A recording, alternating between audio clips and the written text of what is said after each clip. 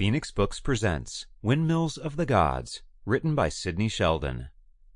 This performance by Remick is copyright 2014 Phoenix Books and is digitally remastered from the original 1986 Dove Books on Tape sound recording. Perho, Finland. The meeting took place in a comfortable, weatherproofed cabin in a remote, wooded area 210 miles from Helsinki near the Russian border. The members of the western branch of the committee had arrived discreetly at irregular intervals from different countries. The members seated around the large rectangular table were men in powerful positions, high in the councils of their respective governments. They had met before under less clandestine circumstances. For security purposes, each had been assigned a code name.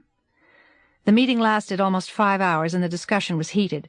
Finally, the chairman decided the time had come to call for a vote. He rose and turned to the man seated at his right. Sigurd? Yes. Odin? Yes. Balder?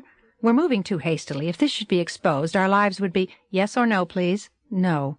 Freyr? Yes. Sigmund? 9. The danger. Thor? Yes. I vote yes. The resolution is passed. I will so inform the controller. At our next meeting, I will give you his recommendation for the person best qualified to carry out the motion.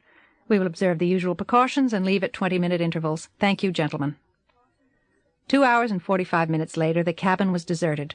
A crew of experts carrying kerosene moved in and set the cabin on fire, the red flames licked by the hungry winds. Washington, D.C. Stanton Rogers was destined to be President of the United States. He was a charismatic politician, highly visible to an approving public and backed by powerful friends. Unfortunately for Rogers, his libido got in the way of his career. It was not that Stanton Rogers fancied himself a Casanova. On the contrary, until that one fatal bedroom escapade, he had been a model husband. Although he had had ample opportunity to cheat on his wife, he had never given another woman a thought. There was a second, perhaps greater irony. Stanton Rogers' wife Elizabeth was social, beautiful, intelligent, and the two of them shared a common interest in almost everything, whereas Barbara, the woman Rogers fell in love with and eventually married after a much-headlined divorce, was 5 years older than Stanton, pleasant-faced rather than pretty, and seemed to have nothing in common with him. The biggest surprise to those who knew Stanton Rogers was the political differences. Stanton was a liberal, while Barbara had grown up in a family of arch conservatives. The newspapers kept the story of Stanton Rogers' secret midnight trysts alive as long as they could, and when the furor died down, the powerful friends who had backed Stanton Rogers for the presidency quietly disappeared.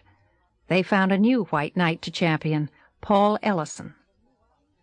Ellison was a Sample complete. Ready to continue?